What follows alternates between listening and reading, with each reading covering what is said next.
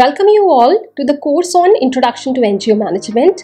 I am Dr. Manjari Agarwal from the School of Management Studies and Commerce, Uttarakhand Open University, and in this session we will be discussing about the impact matrix. In the previous session, you gain an understanding of the constituents of mega environment, constituents of micro environment, and the opportunities and threat matrix. You learned that a threat matrix is a simple 2x2 grid that identifies intensity or level of threats on the basis of seriousness and probability of occurrence. Accordingly, on this basis, threats are identified or ranked as major threats, minor threats, and moderate threats. So, threat matrix analysis shall help an organization in developing a plan to minimize the impact or probability of such threats for devising strategies in terms of planning and resources. Now, similarly, in opportunity matrix, attractiveness and success probability are the two of the key measurements. An organization can take advantage of particular opportunity on the basis of various factors, say its core competencies or distinctive competencies, resources, community factors, intent, and the success requirement of a particular sector. So now in this session, we will discuss about impact matrix, relevance of impact matrix, how one can develop an impact matrix, and issues priority matrix, which is again very relevant to this topic.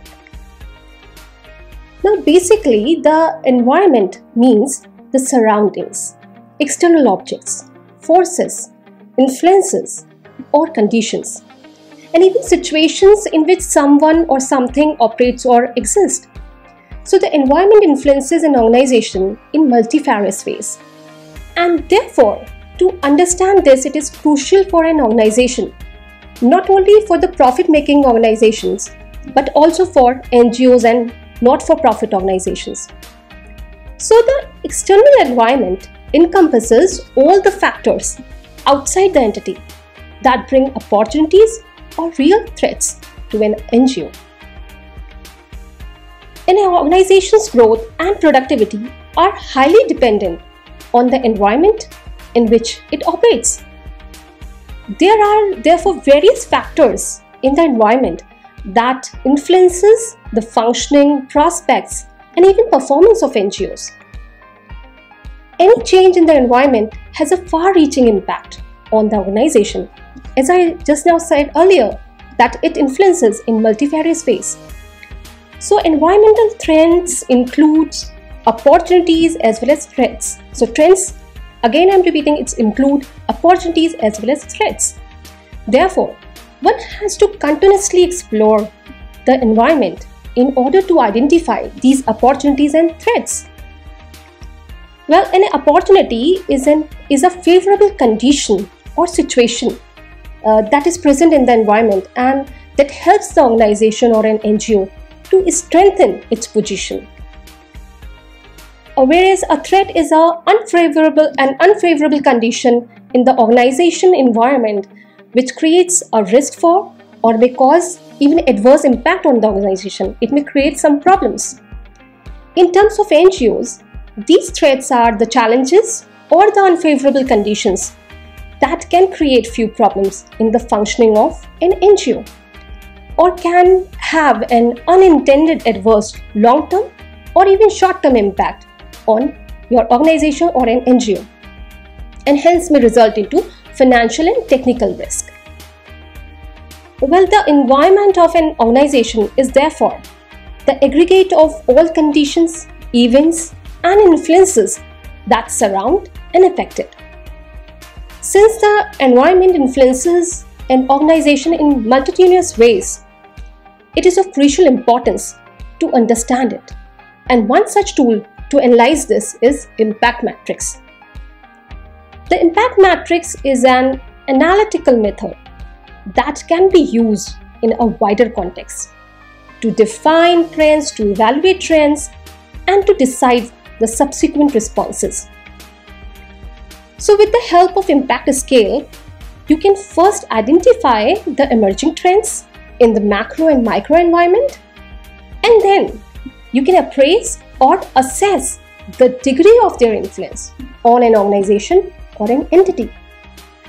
Using impact matrix, you can assess the impact of the opportunities and the threats that exist in an environment on the various strategies or policies or functions of an entity or an organization.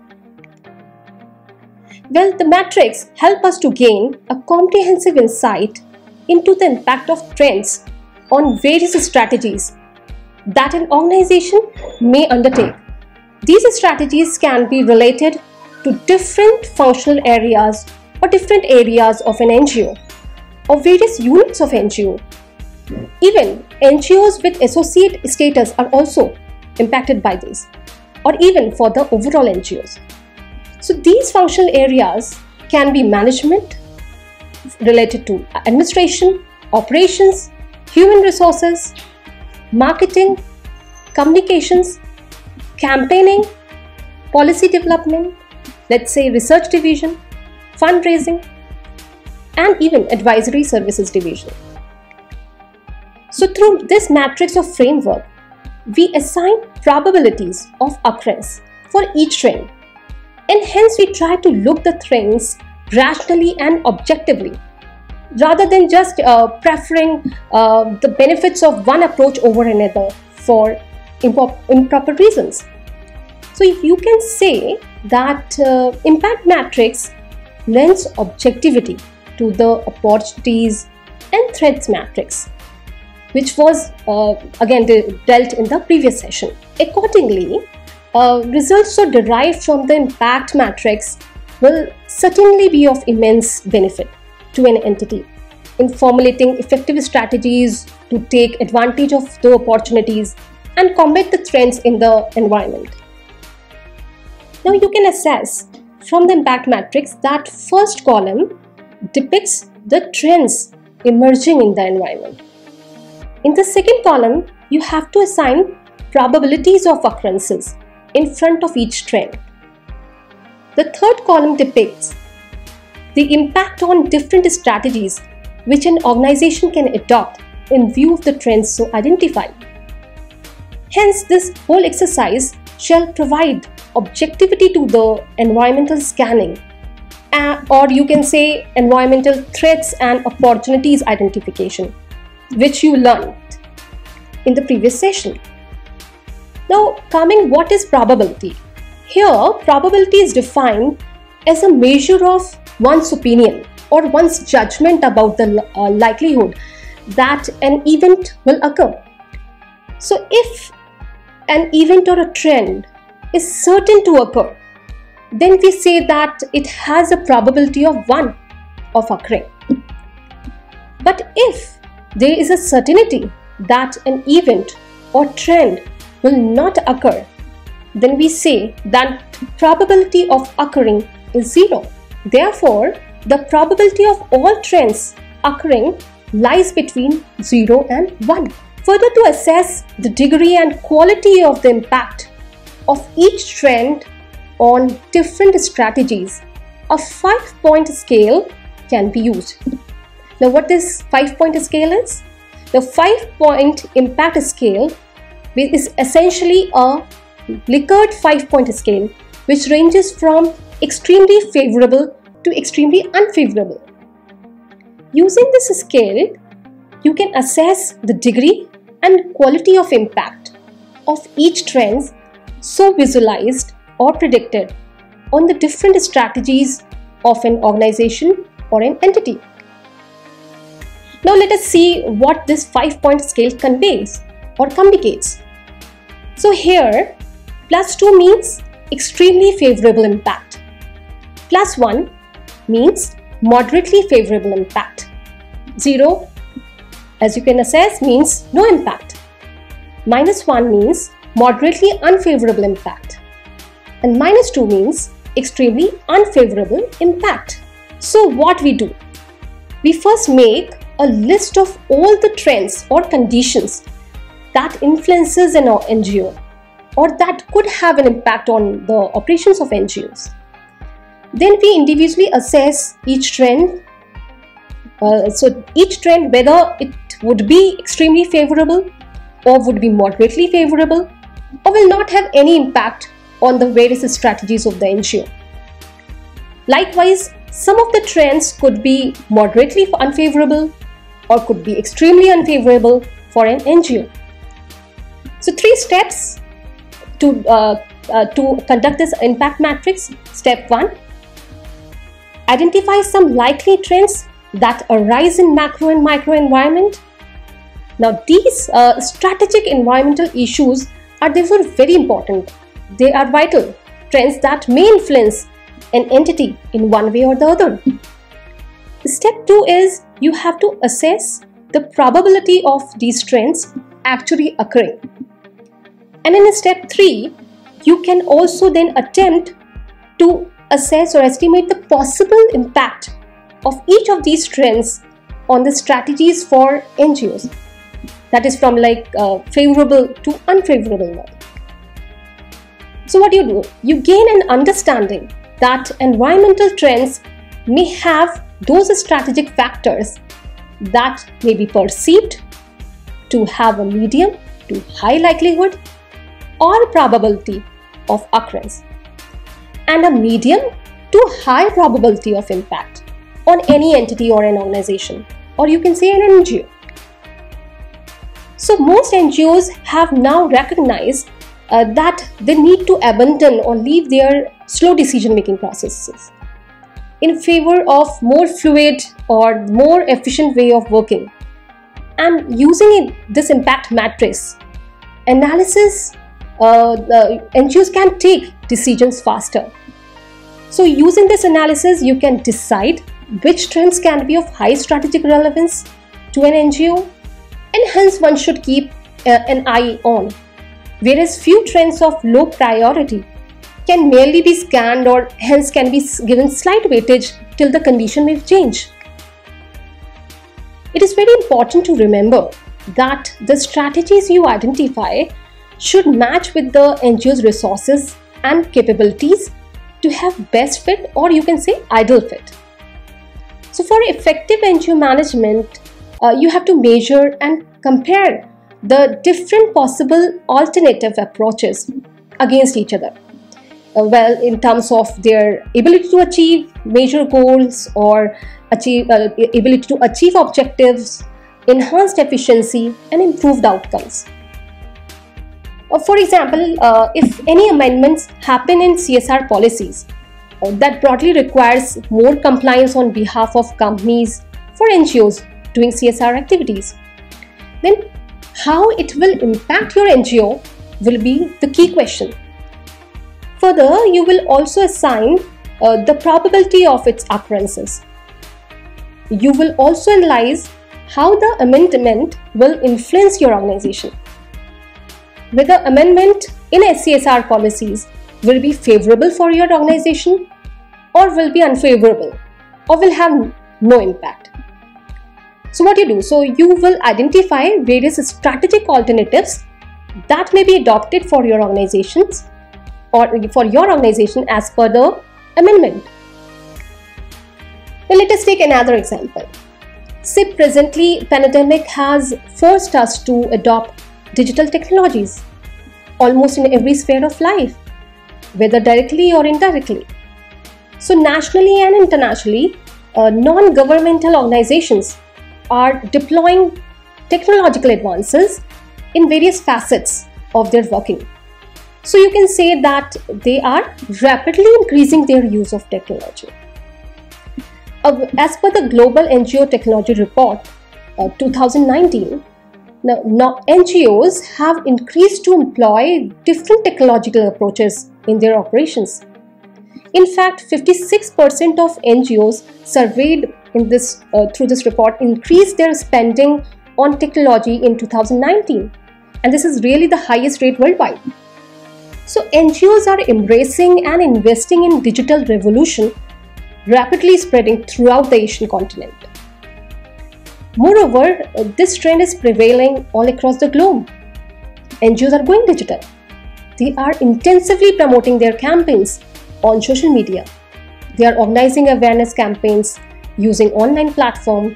They are deploying digital technologies in fundraising. And in fact, they are maintaining relationship with donors through ICT and social networking sites. So they are using ICT in increasing the efficiency of internal processes and even procedures. And of course, they are using these technologies for direct beneficiaries along with the community benefits. So the probability of adopting ICT or information and communication technologies by majority of NGOs in India is quite high. In fact, it may be inferred that there is a higher probability of adoption by the majority of NGOs in India in the near future. Therefore, in such a scenario, if you want to expand the use of technology in your NGO or you wish to avail the benefits of technology for your organization, then you have to identify the following strategic alternative. As you can see, strategic alternative 1, which is development of own website and allow donations directly through a website with payment gateway. So it will make it easy for the donors to donate money and get receipts. But the impact can be assessed in terms of financial transaction, in terms of security, and even in terms of data management. Now coming to the strategic alternative 2. Now here it is, you can raise awareness via social network channels and utilize text to give campaigns. You can develop videos to gain visibility and capture leads. But here the key concern or the great impact would be on the technical know-how part. Now coming to strategic alternative 3, e-commerce sites can be used like for marketing, for communication, for branding strategies. But again, here impact would be on marketing policies and sales management. Now strategic alternative 4 would be adopting human resources tools, HRIS, that is Human Resource Information Systems, accounting software like ERP, and Management Information System, MIS, for an NGO. But again, here impact can be assessed from the perspective of accounting, managerial, and personnel functions of the NGO.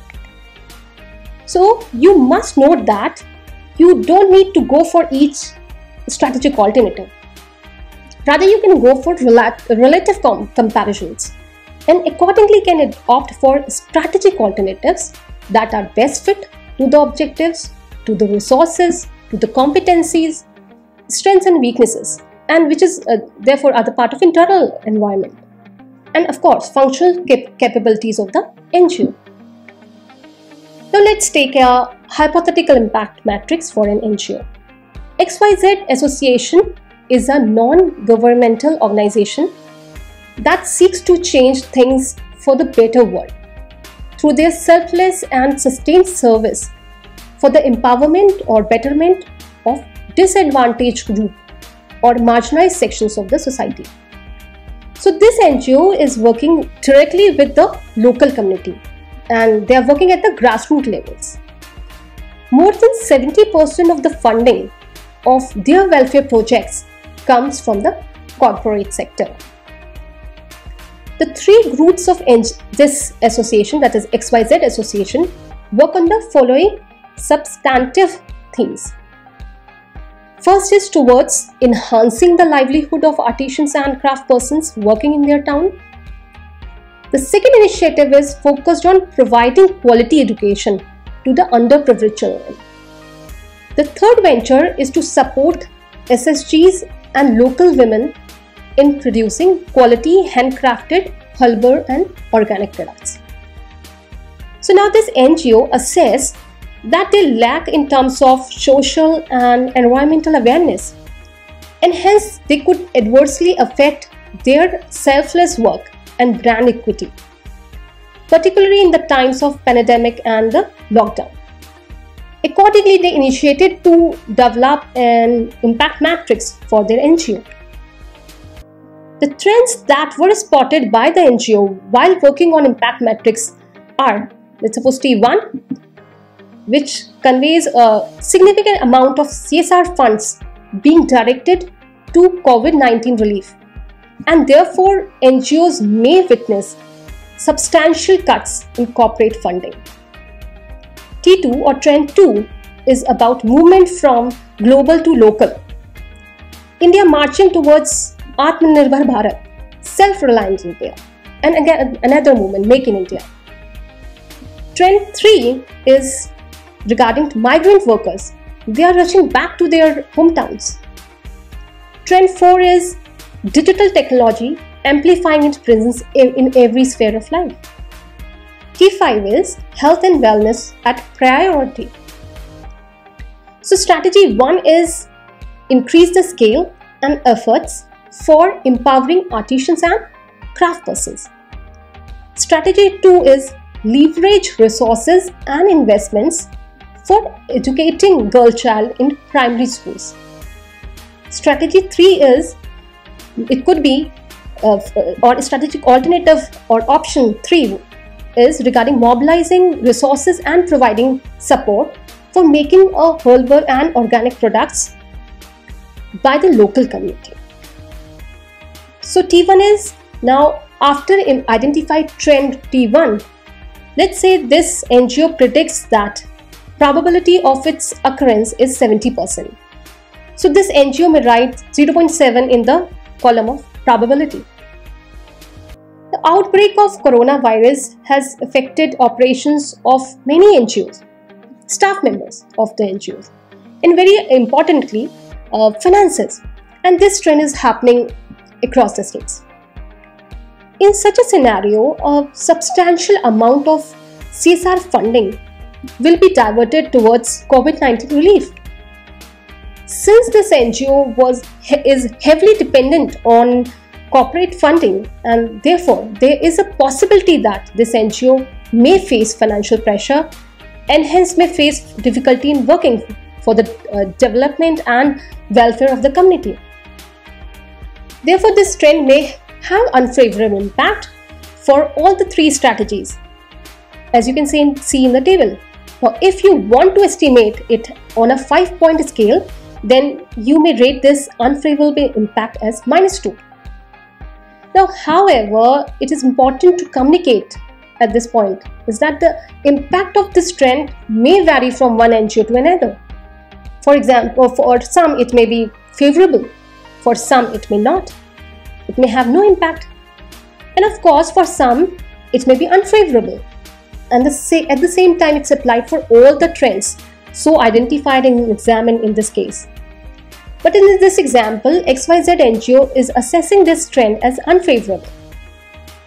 Now coming to T2, that is trend 2, NGO estimates that this trend is certain to occur and therefore assigns probability of 1 of its occurring.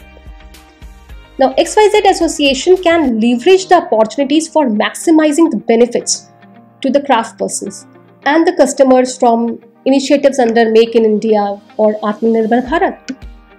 Vocal to local movement may help this NGO to promote the handicrafts and organic products to a wider audience, and accordingly it may promote these products by providing marketing support, financial support, technological and training assistance to craftspersons and community members under these schemes. So NGOs can also take advantage of announcements under the Atmanirbhar Bharat Abhiyan package that are related to education sector like Diksha, National Foundational Literacy and Numeracy Mission, etc. So to ensure consistency of learning during the time, XYZ NGO can initiate to provide online education to rural and economically deprived children by availing the benefits of this scheme under Atmanirbhar Bharat.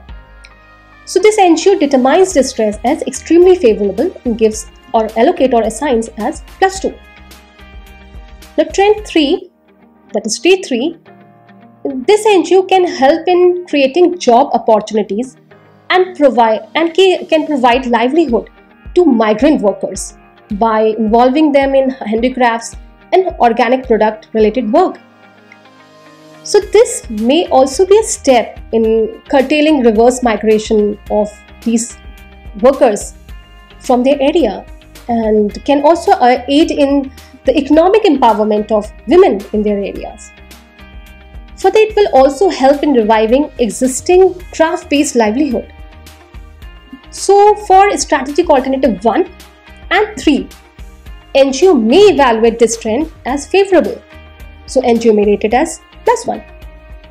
Further, NGO may ascertain that this trend would have no influence on a strategic alternative or strategic option 2. So on a 5-point scale, NGO may quantify it as 0. Now coming to T4, that is trend 4, for strategic alternative 1 and 3, online training by experts will make it attractive for the youth to join the handicraft making activities. Online training and apprentice can be organized for these craft persons. NGOs can utilize digital and technological innovations for bringing social change in the community, as discussed earlier. The development of own website, raise awareness via social network channels, digitally marketing of products are some of the areas which this NGO can venture. So NGO, for its second strategic alternative, can provide education to rural and economically deprived children by deploying these digital technologies. The online portal can also be used for direct market access to weavers and craft persons. So NGO may examine this trend as favorable. Now coming to trend 5, T5, demand for food supplements and immunity boosters is growing globally, and consumers are focused on preventive healthcare. Now these days, as you can see, that health and nutrition are a priority. Therefore, this NGO can increase the awareness about their herbal, immunity boosting products and organic products. Accordingly, they can increase their marketing efforts for building their brand image, and even if all other things remain same, then they can even tap global herbal supplement market. So somewhere this trend is favorable for their herbal and organic products.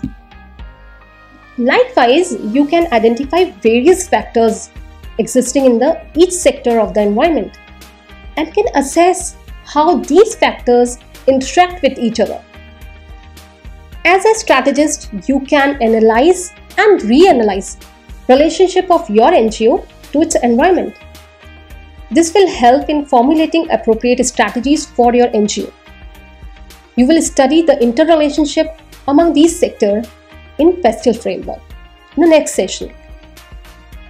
Now, besides this, scenario analysis is also widely used as a forecasting technique about the organization's environment, in which future states of the business, the industry, and the economy is depicted in terms of discrete scenarios.